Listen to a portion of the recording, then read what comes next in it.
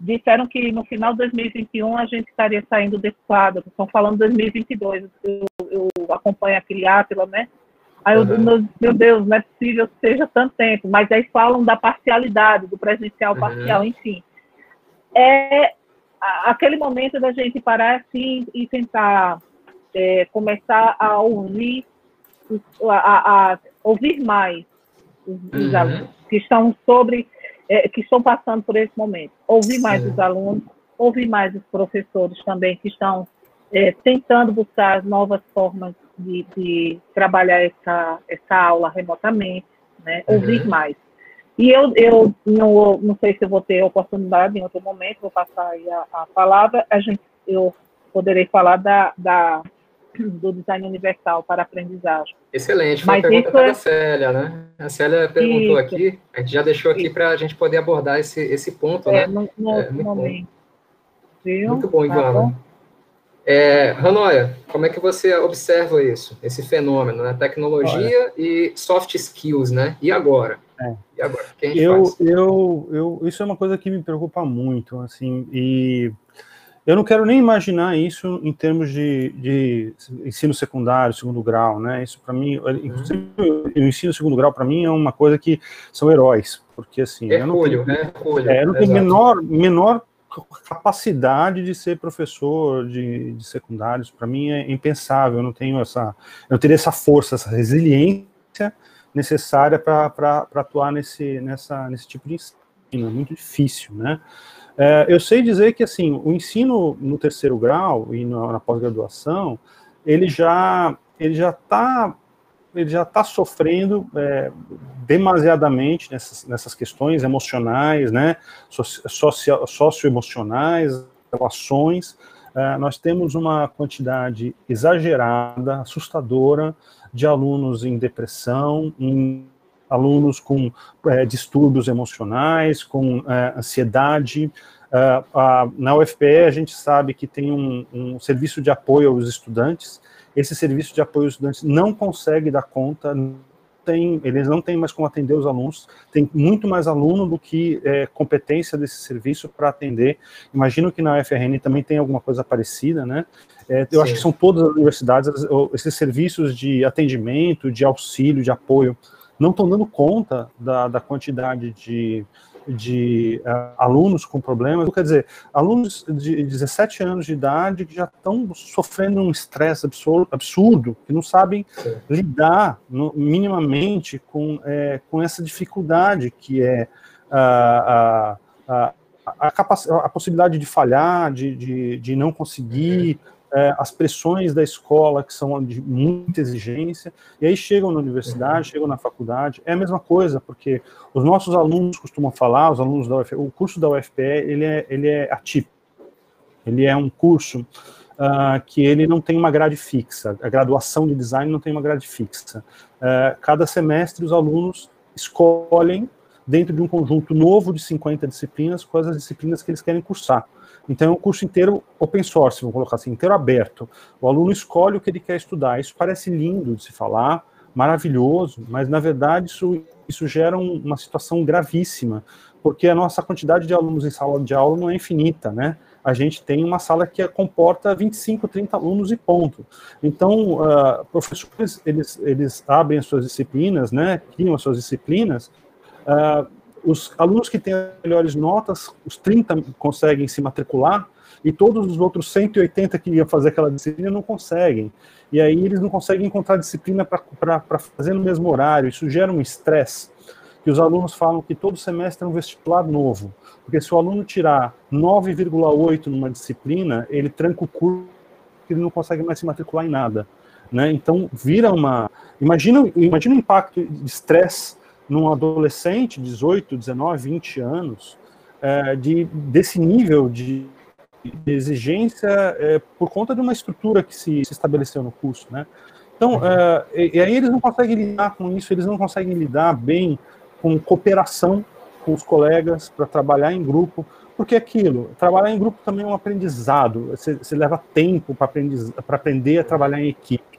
E aí você imagina que você não tem turma, você, cada semestre, você está trabalhando com pessoas completamente diferentes que você não conhece, que se matricularam nas disciplinas.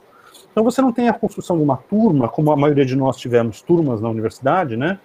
Que você convive com essa turma por 3, 4 anos e você começa a conhecer os outros, você sabe como lidar com os colegas. Então, eles têm muita dificuldade porque você desenvolve essa competência de...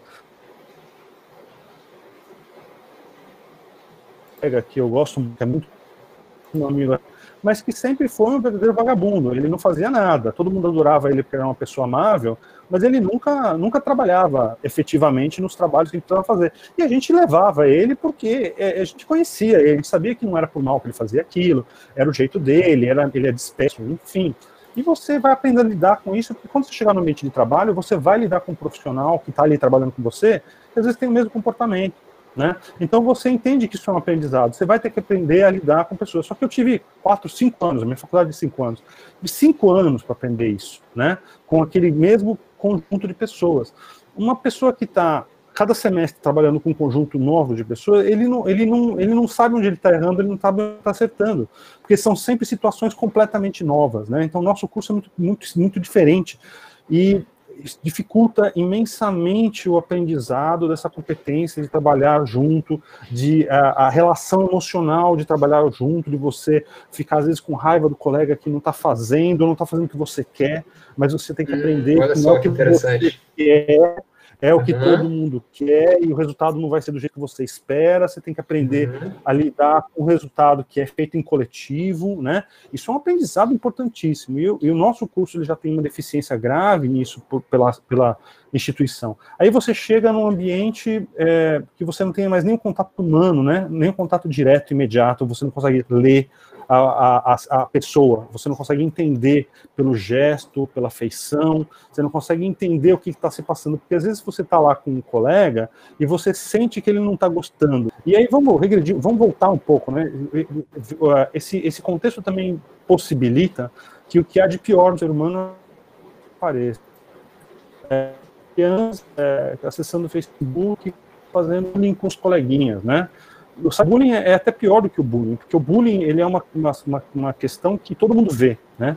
Mas o cyberbullying, ele fica preso, ele não é amplo, né? Então você tem mensagens diretas, você tem uma série de coisas que acontecem entre crianças hoje usando o Facebook, que isso vai virando uma coisa que vem também para o ensino superior depois, que é essa relação ruim que o ser humano tem com o outro, principalmente quando ele está atrás de uma tela, quando ele se sente protegido por essa tela. E tem coisas que você não falaria para um colega, né, ou não falaria de uma certa maneira para um colega, né, presencialmente, mas que você se sente muito mais à vontade para escrever e colocar dentro desse contexto. Esse contexto, eu não vou dizer que é o contexto, não é a tecnologia que estimula isso, mas de alguma maneira nós nos sentimos um pouco mais protegidos de fazer essas coisas, pequenas maldades, né?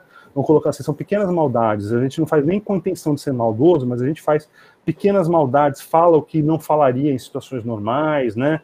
Exagera um pouco na crítica, exagera um pouco na maneira com que se refere às coisas, é mais duro, e a explicação escrita não é a mesma coisa que a explicação falada, né? Então, porque não tem o não verbal, né, Ranoia? Não tem aquele não verbal e assim, é uma frase vindo com um ponto final, sem aquele apoio visual de alguma figura que ilustra a emoção ali, às vezes pode chegar atravessado. Você não se comunica, você escreve, você diz, mas você não se comunica, porque a comunicação é mais ampla, né? A comunicação ela vai por vários meios ao mesmo tempo, né? Então é uma comunicação muito mais restrita, né? Muito mais difícil. Da mesma vez, a gente sempre fala, eu falo para os meus alunos, né? Escrever um artigo científico é muito mais difícil do que escrever uma dissertação. Porque no artigo científico você vai ter que reduzir 100 páginas em 15. É a síntese máxima da pesquisa, né? Absoluto, artigo, né? Então, quando você escreve, às vezes você está sintetizando muito do que você está querendo dizer. E a gente está vivendo num momento, né, de fake news, de situações, né, políticas gravíssimas, de ministros que falam absurdos, né? Porque se sentem protegidos, né, de alguma maneira, como se aquilo não fosse parar em outros lugares, e param, né? E a gente, esses meios, eles não incentivam isso, mas a gente ainda não aprendeu a lidar com a devida maturidade com essas ferramentas, em decorrência disso, a gente acaba fazendo coisas através dessas ferramentas que não são louváveis, né? Todos nós. Então, a gente está falando de um ministro que fala coisas absurdas que não deveria falar, mas todos nós já, de alguma maneira, nos expressamos mal numa rede social. Acho que todo mundo aqui já deve ter passado por discussão em Facebook ou em rede social, sabe o quanto isso pode uma coisa que na verdade era para ser só um comentário bobo, pode virar uma polêmica gigantesca, né? Então eu acho que a gente ainda não tem a maturidade para desenvolver essas habilidades, né? A gente ainda não tem experiência suficiente com esses meios digitais de lidar com eles. A maioria de nós aqui presentes não somos nativos digitais, não nascemos com essas tecnologias na nossa frente, né? A gente aprendeu a lidar com eles. Quem sabe os nativos, aqueles que nasceram, já tinha Facebook na frente, né? A criança ainda não saiu da barriga da mãe, mas já tem o perfil no Facebook para a criança, né? Então já temos isso, né? Então eu acho que a educação talvez tenha um pouco mais de habilidade para desenvolver essas competências, desenvolver esses aprendizados, desenvolver essas relações dentro desses ambientes. Eu vou passar para a Silvia, porque eu acho que um ponto interessante é que ela falou a gente falou aqui do não verbal, e eu lembrei da questão que a Silvia levantou. Pensando nisso, Silvia, né? Assim, primeiro que não dá, pelo menos não parece razoável que um bot, um robô, vá resolver questões humanas, né? Se nem nós, seres humanos, estamos resolvendo uma questão do lado de fora da internet, né? Quanto mais a tecnologia vai resolver alguma coisa, né? Parece que a tecnologia... Parece não, e é verdade. Ela não tem vontade própria, né? Não é ela que está dispensando ódio ou amor para um lado ou para o outro, né? A verdade é que são as pessoas, né? E agora, como construir essas relações, como construir essa relação coletiva, né? Que você também falou, e o Hanoi também explicou, nessa coletividade, e como fazer essa construção ela ser efetiva nesse momento, sabendo que não é a tecnologia, não é a vontade da tecnologia, mas é das pessoas. Como estimular isso? Como é que você avalia essa perspectiva, Silvia, dentro dessa modalidade aí da tecnológica e da educação? Eu queria ter essa resposta, sabe? De como é que a gente vai fazer para estimular a própria empatia, né? Para enxergar as situações, enxergar as pessoas. Porque a gente aprendeu a desenvolver isso muito mais homem-homem. A gente aprendeu isso. É o que Hanoi acabou de falar muito bem, que a gente está diante, hoje, por exemplo, eu não estou diante de você, né? Eu estou diante de uma interpretação sua. Isso, exatamente. Isso, é o que está chegando, né, de mim para você, né? Alguns pixels que estão chegando aí para você. Legal. E eu não consigo ver a carinha das pessoas que eu estou conversando. É muito diferente de falar olhando para as pessoas e perceber se eu preciso, por exemplo, mudar o tom, ou mudar a conversa, ou falar de outra maneira, ou mudar de assunto, ou falar de outra coisa, né? Eu não consigo perceber se o que eu estou falando agora, como é que vocês estão captando, né? E quando a gente está diante das pessoas, para mim, por exemplo, é mais fácil. Eu consegui desenvolver uma empatia. Eu consegui desenvolver essa empatia já aos 52 anos, mas eu nunca fiz isso dessa maneira que a gente está fazendo agora. Então, ele é no mínimo desconfortável, não saber como é que as pessoas estão reagindo ao que eu estou falando. Como é que a gente vai desenvolver isso? Eu acho que a gente vai experimentar. Eu agora, por exemplo, né, vou ser aluna de uma tentativa de um professor que vai dar aula de metodologia para 40 ou 30 alunos, acho que 30 alunos. Léo está aqui assistindo também, ela também é aluna dessa turma, né? E a gente vai experimentar como é que a gente vai conseguir se expressar, né? Da forma que a gente está acostumada a se expressar pessoalmente, e como é que a gente vai dar um feedback, por exemplo, para um professor, ou interagir da forma com que ele gostaria que a gente interagisse, né? Na pós-graduação, a gente, por exemplo, é avaliado muito mais pela participação, do que é que a gente está levando de participação em sala de aula, de discussão, do que o próprio resultado, né? O resultado, por exemplo, de um artigo, às vezes ele não é o que o professor está avaliando, é assim que eu percebo. Eu não sei como é que vai ser hoje, como é que o professor vai avaliar a minha participação? A gente vai deixar, por exemplo, do que o Hanoi acabou de dizer, de aprender a lidar com o grupo. Especificamente na disciplina de metodologia, a expectativa que a gente tem é de que eu mostre como é que está o meu projeto, né, para muito mais gente, 20, 30 pessoas, e as pessoas possam me dar um feedback daquilo que eu estou desenvolvendo. Olha, eu conheço já algum projeto sendo desenvolvido nessa área, ou você já viu tal autor que trabalha com isso também? Eu não sei se isso vai acontecer, sinceramente, dentro dessa perspectiva do remoto. Sinceramente, eu acho que a gente foi pego de surpresa e que a gente vai experimentar. Curiosamente, a minha graduação, eu participei da primeira turma da graduação. Na minha especialização também, foi a primeira turma de especialização em design gráfico e editorial em Brasília. E no mestrado também foi a primeira turma. E aí eu disse, bom, agora no doutorado eu não vou ser mais a primeira turma, né? É um programa antigo, né? E agora talvez eu seja a primeira turma de aula remota. E tudo bem, né? Se me colocam nessa posição, vai ver que eu dou conta, né? Vamos ver. Vou fazer o meu melhor. Com certeza. É isso, mas... enfim. Muito bom. A gente precisa entender que não tem mais jeito. A gente está dentro dessa situação e que ela não é mais uma opção, sabe? Não é uma opção não estudar, por exemplo, agora, nesse momento. Porque, do ponto de vista do professor, né, que eu coloquei até agora, eu também percebo que a gente está muito mais ansioso ou receoso do que propriamente pronto para fazer alguma coisa. Mas, do ponto de vista do aluno, eu percebo que...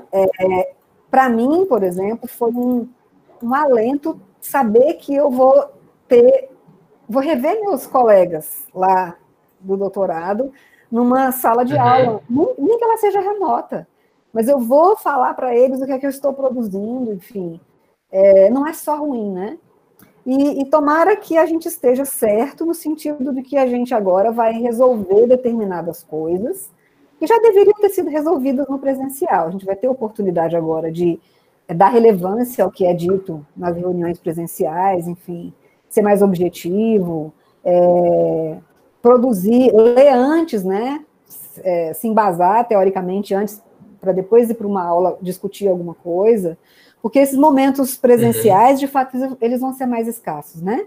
Mesmo quando a gente voltar para ter a aula presencial, os momentos presenciais vão ser mais escassos. Então, talvez a gente aprenda com isso mesmo, e que essa seja uma boa lição de objetividade. É isso que eu imagino. Agora, eu acho que eu não consigo responder a sua pergunta de como é que a gente vai fazer isso. Não sei, vamos ver, né? Vamos fazer. Muito bom. É isso, acho que a gente está no processo de fazer essas elucubrações, né? Fazer essas imaginações de como vai ser, né? A propósito, acho que foi o Pedro que comentou aqui, Silvia é sempre pioneira, não é mesmo? Então é isso, né? Mestrado, né? Agora aulas remotas também, é isso, né?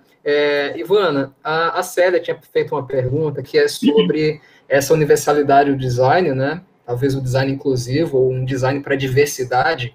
E aí mora muito naquilo que a gente estava conversando até um pouquinho antes, né, do encontro, né, sobre assimetria, sobre a igualdade e desigualdade, enfim, como é que é isso, né, que está sendo pensado sobre esse design universal, sobre essa questão, esse debate da tecnologia e da educação? Como um princípio de acesso, de acessibilidade, de possibilidade de que todos possam utilizar, a gente começa a caminhar dentro desse processo do design universal para a aprendizagem, né? Uma equipe de pesquisadores começa a delinear nesse processo possibilidades de mais pessoas terem acesso aí na educação à distância, né? Então, No ensino à distância, que a gente, e aí no ensino à distância, com toda a estrutura, eu não estou falando da aula remota tão somente, mas de todo um conjunto de ações que possibilita o aluno ter, e aí o aluno da graduação, né, um adulto, né, ou então do ensino à distância considerado corporativo, né, para a formação, seja ela qual for, então você tem que ter todas as condicionantes. Né, você tem que ter um polo, você não pode ter só aula remota com videoconferência, como a gente está fazendo, você tem que ter jogos e tantas outras coisas por meio computacional, por material impresso, porque a educação à distância não é uma novidade, é bem antiga, né? As pessoas se formavam pelos correios. Então, dentro desse princípio do design universal para a aprendizagem, eles partem para delinear esses princípios. Ele versa sobre vários aspectos, que ele pega os princípios do design universal e ele vai costurando isso e vai colocando outras condicionantes. Então, se você tem um assunto a ser trabalhado, um conceito, por exemplo, você tem que possibilitar diversos acessos, ou seja, eu não compreendi um texto, então esse texto não necessariamente eu vou ter que atingir aquele sujeito, eu enquanto produtora do texto. Obviamente eu vou adequar a universo de sujeitos que eu estou, né, contextualizar para aquelas pessoas. Mas legal, eu não tenho como acertar. Então eu posso fazer o quê? Eu posso fazer com que ele utilize o dicionário, se tiver algum termo em inglês, eu vou preparar um roteiro para que ele aproveite.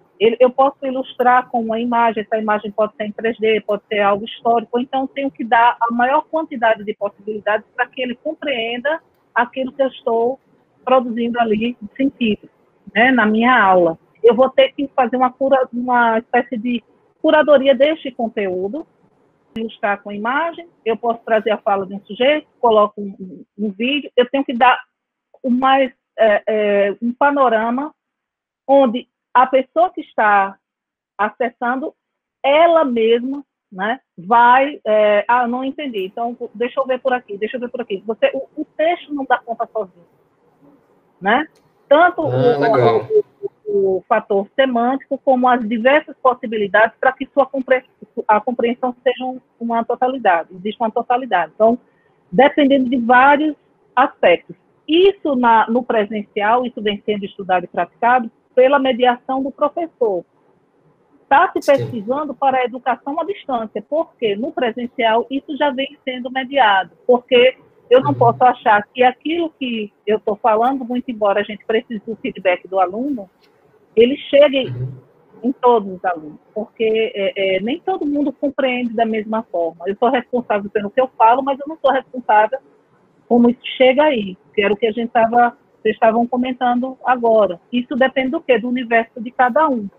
Então, quando você consegue trabalhar isso bem, fazendo com que todos têm que ter acesso, aí você vai incluir o quê? Acessibilidade, campo semântico, uma imagem 2D, ela dá conta?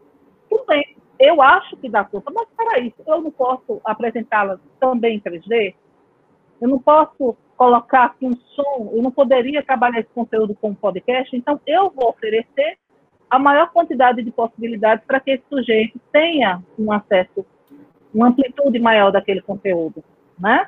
Eu achei interessante, Ivana, na tua fala, o seguinte, essa ideia da universalidade, né, desse desenho universal, né, como acesso variado aos conteúdos, né, então você pode ter diferentes mídias. Isso é claramente, gente, a definição de internet, a definição do hipertexto.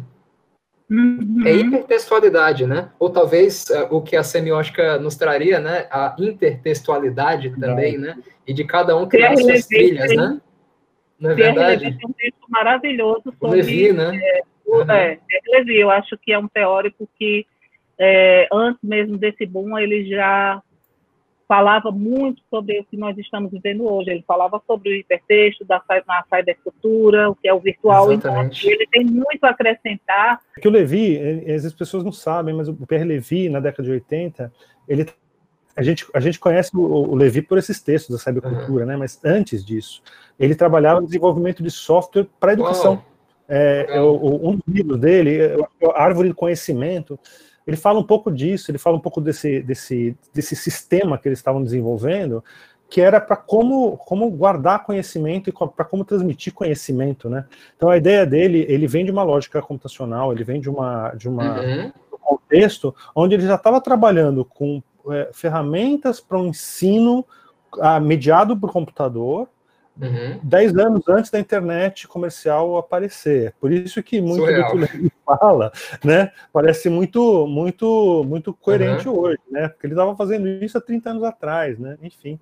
Eu acho que eu não só essas questões do aspecto hipermediático e multimediático, que são fundamentais, né, para a gente falar de acesso universal. Eu estou tendo uma experiência empírica, não é nada baseado em nenhum estudo, mas eu sempre documentei minhas disciplinas, as minhas aulas, de uma maneira até exagerada, né? Mais do que eu deveria. Eu gasto muito tempo documentando as aulas. Ranoia, desculpa interromper, só fazer um jabá aqui rápido aí, acho que vale o mérito aí. Ranoia.com, gente, ele tá falando a verdade, mas tem todas as disciplinas lá, e o front-end do site é bem legal também. Acessem lá que é bacana.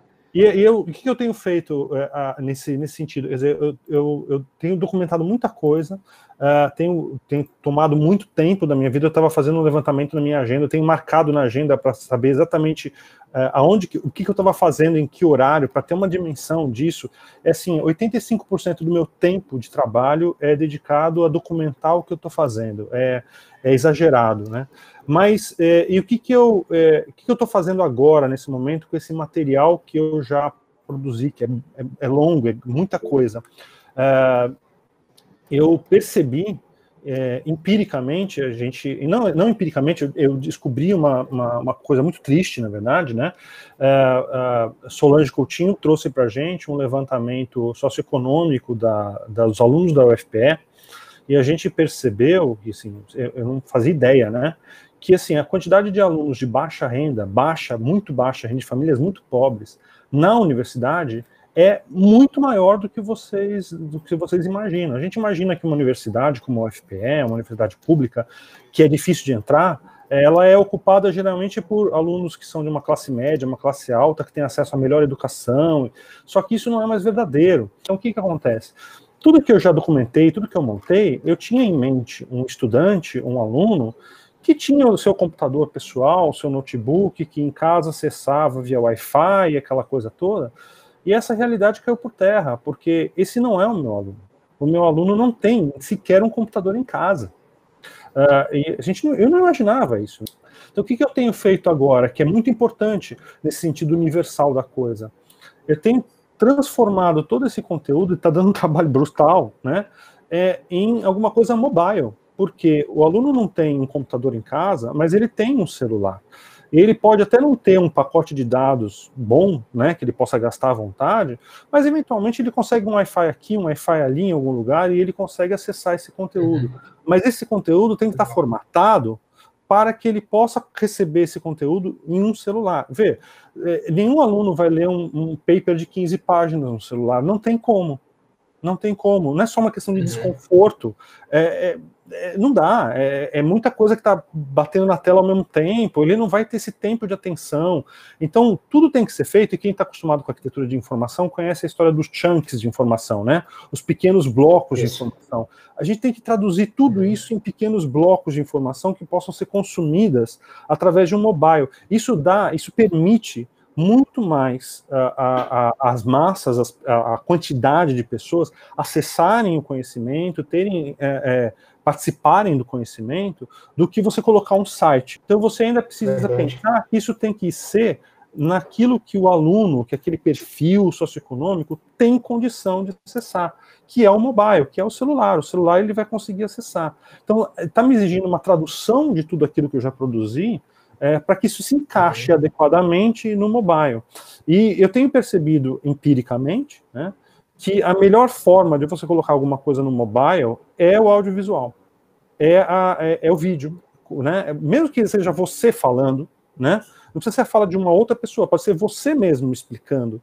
No audiovisual, é uma maneira, por causa do celular, por causa da dimensão, por causa da maneira com que se usa, é muito mais tranquilo você trabalhar com um vídeo no celular, o aluno assiste um vídeo no celular, do que você colocar um longo texto para que ele leia, né?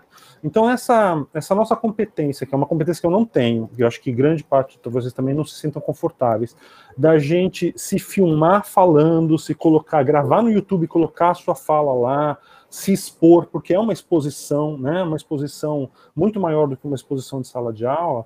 Esse trabalho talvez seja muito necessário. A gente precisa começar a pensar em dar aulas, né, e colocar material das nossas explicações numa plataforma como o YouTube que é acessível, né, para que essas pessoas, através do celular, possam conseguir recuperar essas falas, essas explicações, às vezes mais do que um texto. E mesmo quando está falando de hipertexto, né, colocar imagem, colocar emulação, colocar alguma coisa, isso às vezes para um celular é muito complicado de manusear. O que eu sinto, é um sentimento da minha parte, que a internet, principalmente o hipertexto, ele tem um potencial absurdo para tudo que você puder imaginar. Mas, infelizmente, a gente tem que entender que a gente não vai conseguir usar esse potencial, porque os meios pelos quais as pessoas estão consumindo essas mídias, esses conteúdos, ele não é tão permissivo a essa multiplicidade de coisas, né? Inclusive, Hanoi, a Edilene comentou aqui, né, que além do mobile, né, tem que ter a questão de processamento, memória, né? Então, se a gente for pensar em educação remota, à distância, enfim, aí você tem as apps que vai instalar, vai ter que ser web app, vai ser aplicação híbrida, como é que vai ser isso tudo, né? Vai ter muito interessante isso. Vai ter espaço no celular do aluno. O aluno, às vezes, tem um celular que não tem muita memória, vai instalar mais uma aplicativo. Silvia falou? Que as gigantes estão pensando nisso também, né? Eu vi ontem um softwarezinho, um scanner, que no celular ele escaneia os escritos, né? Porque os alunos primeiro digitar o que o professor está falando, isso, né? No celular é horrível. Então, também tem gente como eu, por exemplo, que anota tudo à mão. Então, já tem um softwarezinho pensando nisso para, né, pegar essa informação que está escrita à mão e, enfim, escanear e transformar isso em forma digital. Outro é o Moodle, né, que está indo para a plataforma de mobile também, porque como a Ivana falou, né, se eu quero pensar em atingir o maior número de pessoas, a ferramenta precisa de fato, ela está voltada para o celular, e não para o notebook, isso. Né? Isso de fato precisa pensar. Tem uma coisa na fala do Guilherme, que é o seguinte, não sei se vocês concordam, que esse lance da gente produzir, a gente está sendo muito cobrado para produzir os conteúdos, né? Ontem, na fala do professor Tony, né, Silvia, você lembra? A gente tem que começar também a se sentir confortável de observar que conteúdos já estão sendo produzidos e que a gente possa utilizar, né? Porque aí a gente começa, poxa, será que eu vou produzir algo que já existe? Por exemplo, Silvia dá aula dela de design e ela produziu um conteúdo, a gente já produziu uma aula, uma teleaula, né? Então, assim, poxa, aí Silvia produziu. Aí por que eu vou produzir?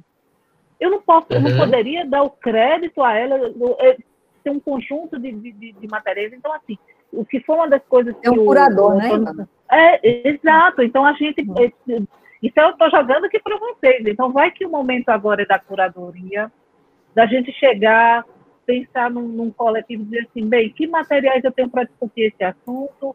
Aí, em qual sentido? Qual a abrangência que eu estou querendo? É um texto, é um vídeo, uma videoaula, é um jogo? O quê? O que eu tenho? Aí ele é responsivo, se ele tem para mobile, se o aluno vai ter acesso offline, que soluções o pessoal já tem aí de experiência, né? Conteúdo, tem um repositório nacional, né? A gente tem conteúdo sendo produzido antes, e a gente tem que começar a utilizar, talvez, né? A gente tem que começar a fazer garimpar, por quê? Porque a gente está sendo cobrado, hoje eu estava conversando com o Silvia, eu estou aqui, para mim, é um desafio brutal. O André dizia, Ivana, vamos participar desse rapaz, olha, eu tenho que vencer essa coisa de aparecer no vídeo. Isso, para mim, está sendo assim, torturante. Vocês não têm ideia. Eu estou aqui aparecendo no vídeo. Quando tem reunião, eu fico só a foto. Porque isso é muito fácil. Eu também, é verdade. É fácil. Porque, assim, quer queira ou não, vocês estão entrando a gente se expõe, porque é uma exposição muito grande, né? Eu não tenho nenhuma habilidade nem vontade de estar na tela. Isso, para mim, assim, é um pouco constrangedor, né? Que a gente está trabalhando... Olha, Ivana, mas pelo que o Ranoia está dizendo, pelo que ele está mencionando aí, os professores vão virar youtubers aí, viu? Estamos quase na edutuber, né? Edutuber agora. Edutuber. Não, e o que é pior, essa pressão faz com que vá gerar, talvez, uma pressão de quem é melhor, quem engaja mais. Performance. A performance, né? Quem tem mais like? Exatamente. Eu não tenho condição. De fato, somos pessoas diferentes, né? Eu presencialmente em sala de aula sou uma pessoa. E que presença, viu, gente? Eu fui aluno. Pessoa, né? Que presença na sala de aula. Muito mas, bom. Assim, eu acho que a gente precisa entender isso também, que a gente não é a mesma pessoa diante de artefatos diferentes. Isso. Diante de um celular, sou uma pessoa, eu, diante desse artefato aqui, sou outra, e eu, presencialmente, sou outra completamente diferente. Eu tenho pouca timidez para falar para várias pessoas em sala de aula, mas tenho muita timidez para estar fazendo isso que estou fazendo agora. Eu também. Então, a gente precisa, enfim, se redesenhar mesmo. Eu acho que é uma missão grande, viu? É um desafio enorme. Porque, assim, é muito difícil, e vai ser muito difícil para mim fazer essa migração, para começar a me filmar, a me colocar. Mas quando eu vejo o resultado que o Daniel Schiffman tem, eu começo a perceber que é o futuro, é o futuro. Não vou deixar de dar aula em sala de aula, mas eu preciso fazer alguma coisa semelhante, né, parecida. Como extensão, né, Ranoia, pensando na visão do Flusser, não, a ferramenta como extensão da sua voz ou da sua presença na sala de aula. Né? E, gente, amplifica, a gente estava falando dos influencers, né? Uma postagem de um digital influencer atinge muito mais gente do que 10 anos de trabalho meu. Né? Uma única postagem. Né? É verdade. E o Daniel Schiffman, com uma aula que ele coloca no YouTube, ele atinge o mundo inteiro. Todas as pessoas aprendem com ele com uma coisa dessa. Ele não é uma Pugliese, né? Ele é um professor. Ele, claro, vai ter um público muito menor do que uma celebridade, né? Mas, de qualquer maneira, ele tem um público muito maior do que o da universidade que ele trabalha. Ele tem um público mundial de professores e alunos aprendendo com ele.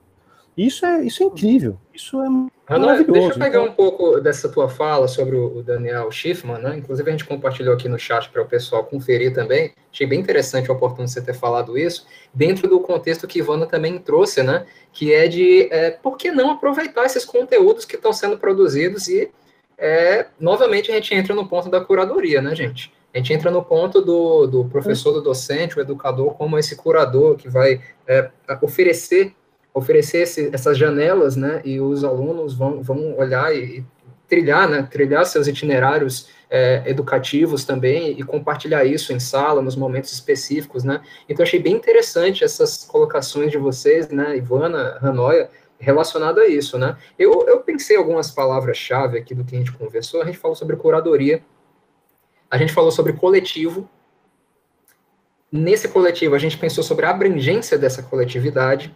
A gente pensou também sobre improvisação, e uma palavra que, com certeza, ela vai ser imperativa às instituições, vai ser imperativa a alunos, a professores, educadores, todo mundo que está no meio também tecnológico: reinvenção. Reinvenção. Total. Eu acho que é uma palavra que ela vai, com certeza, perseguir-nos, e devemos persegui-la, na verdade, dentro desse processo de transformação. Eu quero agradecer, gente. Quero agradecer a presença de todos, né? A presença do professor Guilherme Ranoia, professora Silvia Matos, professora Ivana Lima, a presença de todos da comunidade aqui. Eu estou vendo o Andrei, que está participando, né? Também do XDA, nosso fundador aqui do XDA, do capítulo de Natal, né? E vários alunos também, profissionais de design. Que foi uma coisa, a gente anotou os autores também, a gente deve compartilhar no nosso Medium também para vocês. Queria também comunicar que a gente está com o nosso Instagram, né, @xdanatal, a mesma coisa também no Medium, @xdanatal. Vocês podem conferir os conteúdos que a gente vai publicar, a gente vai continuamente fazer esses meetups para agregar isso. Ivana, você tocou no ponto do desenho universal. Essa é uma das pautas que a gente está pensando para os próximos encontros também, de acessibilidade, pensar em inclusão e diversidade, né? Então, não só no aspecto das PCD, das pessoas com deficiência, mas qualquer tipo de diversidade, pessoas mais velhas, como é que elas vão usar a tecnologia nesse período, né? O que está sendo feito para os idosos, né? O que está sendo feito para as crianças, o que está sendo feito para as pessoas pretas, o que está sendo feito para, enfim, uma série de diversidades que nós temos, né? Então, é muito legal a gente pensar essas interações, e daqui a gente sai com muita inspiração também, principalmente não respostas, mas como a gente falou nisso, perguntas. Eu acho que é muito legal a gente sair com essas reflexões. É muito legal, foi muito bom, né? Eu queria só passar a palavra finalmente aí para vocês poderem se despedir e dar suas impressões gerais aí a todos. Começando aí por Ivana, Silvia e Hanoia. Eu queria agradecer a oportunidade, né? Dizer que para mim foi um privilégio estar com vocês, né? Minha admiração por você, André, por ver você crescer, né? Da sua maturidade. A oportunidade de estar dividindo. Obrigado. Você me jogou esse desafio, né? Como eu falei, para mim não é fácil, mas me senti um pouco confortável porque também você está presente, né? Uma pessoa que eu conheço. Silvia também me senti bem mais confortável, né? Com a presença dela. O professor está sendo um privilégio conhecê-lo, né? Para mim, deixou muitas referências. Já entrei aqui no seu site, maravilhoso, certo? Tem muito conteúdo bom aí, né? Agradeço muito os presentes também, né? Andrei está aí presente, alunos, ex-alunos, alunas, professora Célia, professora Valesca, professor Fábio Duarte. Isso para mim foi de uma riqueza muito grande, né? Carol Costa, é uma riqueza muito grande estar aqui com vocês. Muito obrigada. Eu acho que daqui a gente poderia deixar aberto o canal, né, para continuar nessa colaboração, compartilhar conteúdos, certo? Beto, fazia tempo que eu não via você. Está aí presente também. Enfim, é isso, viu? Parabéns à fala de vocês, assim, muito inspiradora, de uma maturidade. Silvia sempre se comunicando muito bem, né? Professor Guilherme, prazer. André mediou super bem, adorei. Muito obrigada pela oportunidade e agradeço muito estar aqui com vocês, certo? É isso. Muito bom. Eu também agradeço muito o convite e digo a mesma coisa que Ivana disse, que eu já me senti um pouco mais confortável quando eu soube que Ivana estaria junto, Grilo, né, não vou falar mais André, Grilo também estava com a gente, e o meu professor, né, da UFPE, o Hanoia também, isso me deixou bem mais confortável. E dizer que isso daqui para mim também foi um teste, sabe? De pensar, ao invés de ficar só pensando como é que vai ser essa conversa, ou esse debate, ou essa troca de experiência em sala de aula, é fazer isso aqui agora, né? Eu fiquei muito mais confortável quando eu soube que as angústias ou a problemática que eu estava vivendo, né, também de vocês, né? A professora Hanoia colocou aqui a mesma problemática, a Ivana também, e de saber que a gente já está pensando em saídas, né, de como fazer, né, quando o professor Hanoia disse que a gente vai, talvez, resolver alguns problemas que já deviam ter sido resolvidos no presencial, isso me deixou bem mais esperançosa, sabe, que de fato eu acho que a gente vai mesmo repensar agora, mesmo que seja assim a força, né? E dizer que esse encontro, de ver todo mundo que está assistindo a gente, né? Tem muita gente do IF, tem muitos alunos, ex-alunos, é muito bom estar aqui com vocês, e isso é uma prova, né, de que a tecnologia, apesar da gente colocá-la como um problema que a gente está tendo que experienciar, né, essa transformação de um presencial para um híbrido, ou de um presencial para o remoto, mas ela dá um alento, né? É muito bom saber quem é que está aqui com a gente, né? Rever as pessoas, né? um abraço grande para vocês, assim, mesmo de longe, e foi muito bom estar aqui com vocês participando, viu? Muito obrigada. Também queria agradecer bastante, gente, fiquei muito feliz de poder participar com vocês, rever Grilo, rever a Sílvia, conhecer a Ivana, fico mais feliz ainda de ver que eu tenho um certo sonho, assim, de ver essa comunidade toda de designers do Nordeste, né, se interagindo, produzindo, se comunicando, ver isso tomando forma, ver isso começando a acontecer, ver essas conexões começarem a se fortalecer, para mim é muito bom, assim, eu fico muito feliz de ver isso acontecendo, né? Espero que aconteçam mais vezes.